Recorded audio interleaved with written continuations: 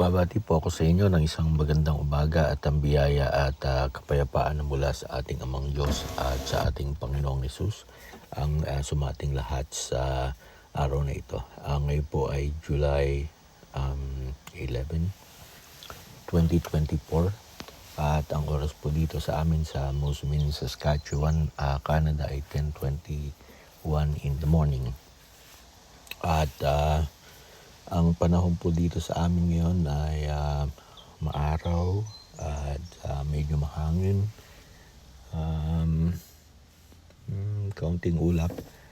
Pero ang temperature po sa amin ngayon ay 28 degrees Celsius. Kahapon I think lumampas ng 30. Kaya medyo may kainitan sa labas sa araw na ito. So ito po ay panahon ng summer kung saan ang mga tao ay mostly lumalabas, pupunta sa mga lake. Ang iba ay nagro-road trip o nagbibiyahe. Isang magandang panahon ito upang ang tao ay lumabas upang ma-experience yung tinatawag nating great outdoors. Yan.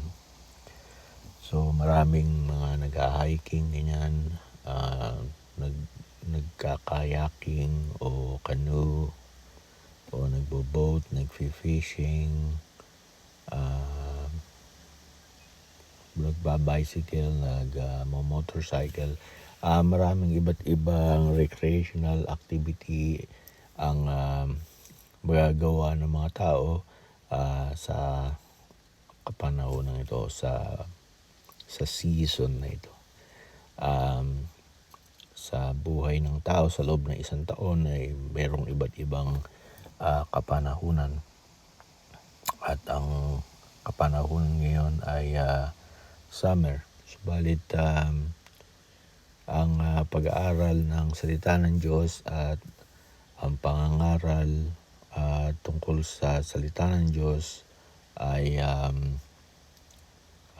ating ginagawa sa kapanahunan o di kapanahunan man. Kung pag-usapan ay ang pangangaral at pag-aaral ng salita ng Diyos, wala itong panapanahon. Maging tagsibol, tag-araw, taglagas at taglamig, ang mga salita ng Diyos ay nararapat nating pag-aralan at nararapat nating ipangaral. Ang mensahe pong ito ay nakaukol mostly sa mga kapatid na nagkalat sa iba't ibang panig ng daigdig, na napadpad sa iba't ibang lugar ng daigdig dala ng pag-aanap buhay, kung saan ang ilan ay dito na rin nakabase sa ibang bansa. Kaya mabati ako sa inyo sa mga kapatiran sa Japan, sa Singapore, sa New Zealand, sa US, sa Canada, sa Australia, sa KSA, at sa iba't iba pang nating kapatid na nasa ibang bansa na hindi ko nabanggit. Magandang araw o magandang gabi sa inyo sa araw na ito, at sa niloobin ng Panginoon na kayo ay abutan ng ating mensahe na ito, na kayo ay nasa maayos na kalagayan at kayo ay patuloy na binibiyayaan ng Panginoon ng buhay, kalusugan at kalakasan, at patuloy na kayo ay nakapaghahanap buhay para sa inyong sarili at sa inyong sambayan, sa inyong pamilya sa Pilipinas. At loobin nawa ng Panginoon na bagaman tayo magkakalayo, saan man tayo naroon, ay magkaroon tayo ng kaisahan ng pananampalataya. isang espiritu na sa atin ay nasa atin at tayo ay sumasamba sa Diyos na makapangyarihan sa lahat. Ang Diyos na ito na makapangyarihan sa lahat ay hindi lamang Diyos sa Israel, hindi lamang siya Diyos sa Pilipinas, kundi siya ay Diyos sa buong sanlibutan. Siya ang Panginoon ng langit at ng lupa. Siya ang gumawa ng sanlibutan at lahat ng mga bagay na nandoon. Kaya nga sa ating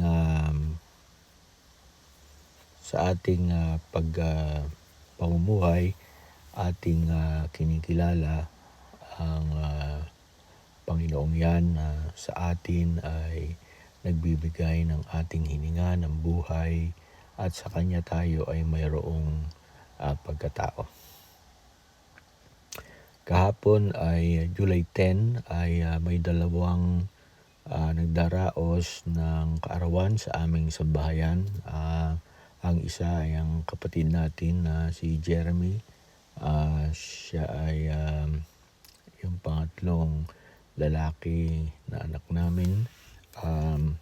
At si kapatid na PB, yung aming bunsong babae. So si Jeremy ay 14 years old at si PB ay 9 years old kahapon. At sa mapagkakataong ito na dumarating ang kaarawan hindi lamang sa aming sambahayan kundi sa bawat sambahayan ng Iglesia ng Diyos na pinapaging banal kay Kristo Jesus, tayo ay tumatanaw ng malaking utang na loob sa lahat ng mga pagpapala, sa lahat ng mga biyaya, sa lahat ng mga proteksyon na ipinagkaloob ng Panginoong Diyos sa atin. Ang Diyos na ito na kilala ni Apostol Pablo na kanyang ipinakilala sa mga taga Atenas, doon ay nakita niya ang isang altar na may pangalan o inscription sa Diyos, sa isang Diyos na hindi kilala. Kaya nga doon sa kanyang pagpunta sa dakong yon ay kanyang naipangaral ang Diyos na makapangyarihan sa lahat. Totoo na sa matandang tipan ay ang Diyos na makapangyarihan sa lahat ay nagsabi, ako ay lamang ang nag-iisang Diyos, walang Diyos liban sa Kanya.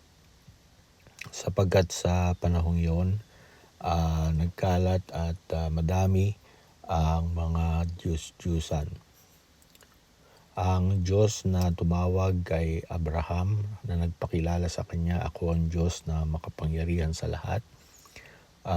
Tumawag sa kanya at nag-utos sa kanya upang siya umalis sa bahay ng kanyang mga magulang upang dalhin siya sa isang lupa na hindi niya alam kung saan. Hindi niya alam kung saan siya paroroon, subalit dala ng kanyang pananampalataya, siya ay sumunod sa tawag ng Diyos sa kanya. At sa buong panahon ng matandang Israel, ang Diyos ay nagpakilala sa kanila at sila ay inakay niya mula sa Ehipto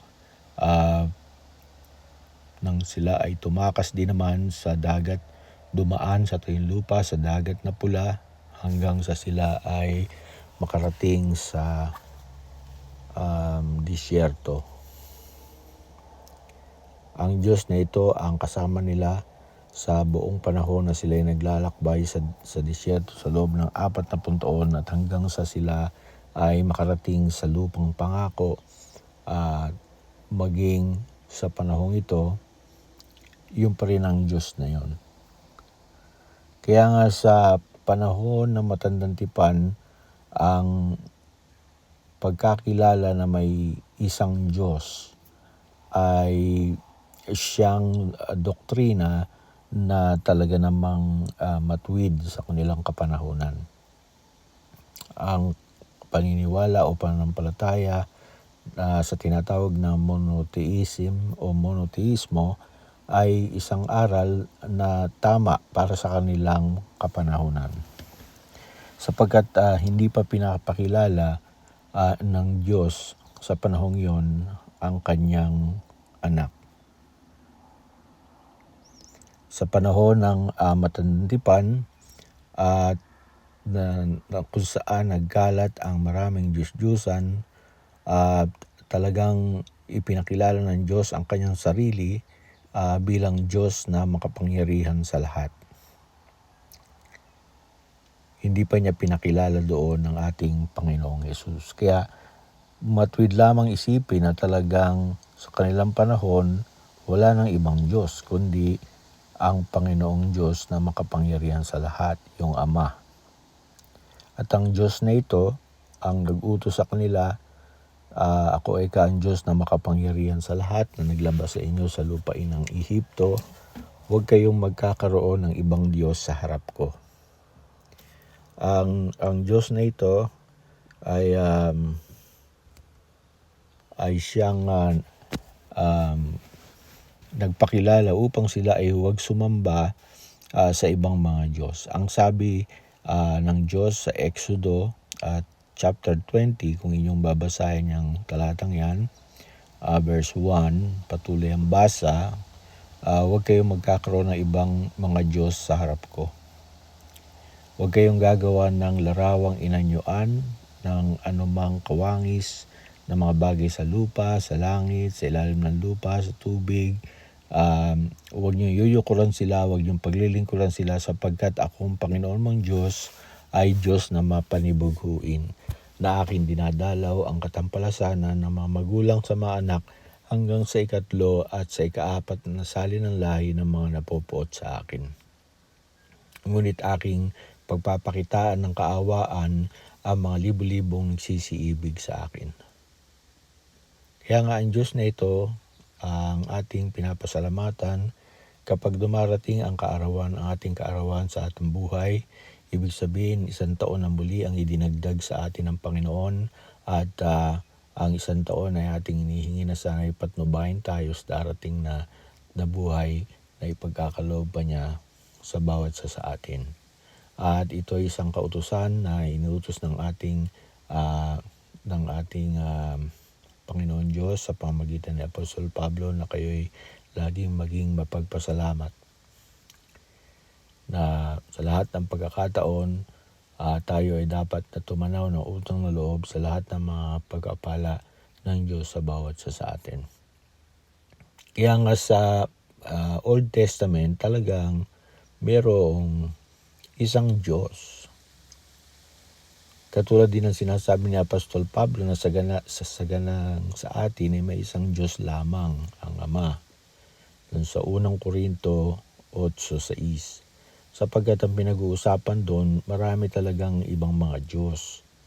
Ngayon para ipakita na mayroong tunay na Diyos, yung iisang Diyos na yon, yung tinutukoy doon yung Ama. Okay, so sa ganang atin, may isang Diyos lamang ang Ama at may isang Panginoon, ang ating Panginoong Yesus. Ngayon, yung sinabing may isang Diyos lamang ang Ama, hindi nangangahulugan na hindi na Diyos ang ating Panginoong Jesucristo. Sapagkat kung paanong sinabi may isang Panginoon lamang ang Ama, may isang Panginoon lamang ang ating Panginoong Jesucristo, hindi nangangahulugan na ang Diyos ay hindi na Panginoon. Kung kahit sinabing may isang Panginoon lamang yung ating Panginoong Jesucristo, yung kanyang Ama ay Panginoon din. So hindi natin nililimitahan yung Panginoon ay yung ating Panginoon Jesucristo lang. Gayon din naman na kung ang ating Diyos na Ama ay Diyos, hindi natin sinasabi na siya lamang ang Diyos. Sa Matad ng tipan yung monoteismo, yun nga ang umiiral na doktrina at pagkakilala sa Ama, at yun nga ay tama. Subalit sa ating panahon, gusto kong basahin yung nasa 16 ng Roma bago natin na tapusin ang ating serbisyo sa inyo sa Roma 16. I think it's verse 26. Subalit sa utos, sa 25, purihin ang Diyos na makapagpapatibay sa inyong pananampalataya sa pamamagitan ng magandang balita tungkol kay Jesucristo na ipinapangaral ko. Ang magandang balitang iyan ay isang hiwagang nalihim sa loob ng mahabang panahon. Subalit sa utos ng walang hanggang Diyos ay nahayag ngayon sa lahat ng mga bansa sa pamamagitan ng mga sinulat ng mga propeta upang ang lahat ay sumampalataya at sumunod sa Kanya. At ngayon sa pamamagitan ni Jesucristo, purihin natin ang iisang Diyos, ang ganap na nakaunawa sa lahat ng bagay. So dito, nakita natin ang ating Panginoong Jesucristo, siya ay inilihim sa loob ng mahabang panahon. Subalit, ngayon siya ay nahayag na sa pamamagitan ng mga sinulat ng mga propeta. Bakit siya nahayag? Upang lahat ay sumampalataya at sumunod sa Kanya. Ngayon sa ating kapanahunan, ang anak ng Diyos, yung bugtong na anak ng Diyos ay kanyang ipinakilala at sinasabi rin naman sa aklat ng Hebreo. Tingnan natin sa aklat ng Hebreo, I think chapter 1 verse 8 to 9. Hebreo.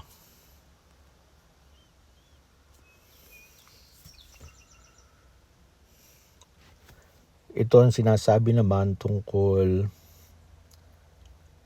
sa anak ng Diyos. Ngunit tungkol sa anak ay sinasabi, ang iyong trono, O Diyos, ay magpakailanman. Ikaw ay maghaharing may katarungan. Katarungang iyong mahal sa masamay namumuhi, kaya naman ang iyong Diyos, tanging ikaw ang pinili. Higit sa sino mang hari, kagalakang katangi-tangi. So dito sa ating binasang talata ay ipinakikilala ang katotohanan tungkol sa anak, na siya ay sinasabi ng banal na kasulatan, ang iyong trono, ang sabi niya, O Diyos, ay magpakailanman. So sa talatang ito'y nakaukol sa anak, na siya ay tinatawag din naman na Diyos. At hindi yan inimbento ng bawat sa atin, kundi ito ay mga talatang nakasulat sa banal na kasulatan. Kaya nga, ang ating Panginoong Jesucristo ay Diyos, kagaya rin ng kanyang Ama. Siya ay nalihim sa mahabang panahon, subalit sa atin ay pinakilala na ngayon na siya ay Diyos na kagaya ng kanyang Ama.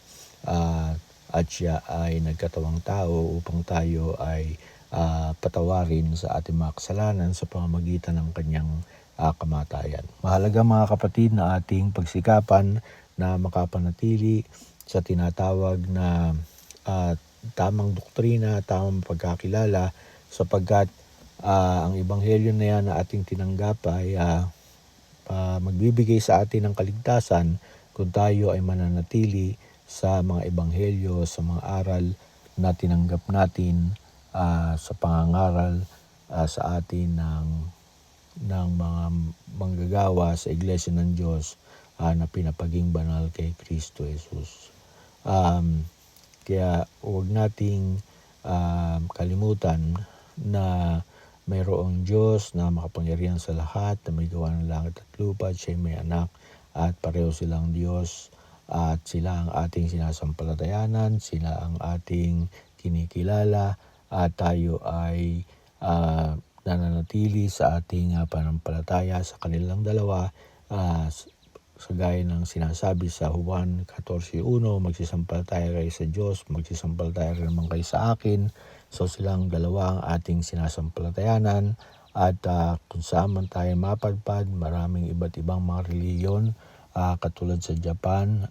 Sa Japan ay meron silang reliyon na ang tinatawag na Shinto o o Shintoism at makikita natin yan sa mga shrine na pinupuntahan ng mga tao pang sila ay manalangin at sa kanilang panalangin kung minsan sila ay naniniwala sa mga talisman o kung tawagin sa Pilipino yan ay agimat sa kanilang mga ginagawang mga bagay na pangreliyon o espiritual na sa kanilang panalangin ay kanilang hinihiling na sila ay magkaroon ng talisman na magbibigay sa kanila ng kaligtasan sa kanilang pagmamaneho, success sa kanilang tinatawag na pagkuha ng mga exam, better health, at kung ano-ano pang mabubuting bagay na maaari nating makuha sa sanglibutan.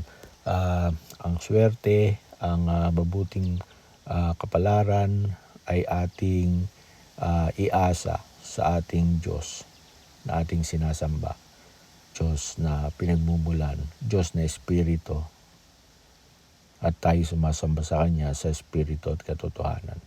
Hanggang dito po mga kapatid, muli bumabati po ako ng isang magandang araw at ang biyaya at pagpapala na mula sa ating Amang Diyos at Panginoong Hesus ang sumating lahat.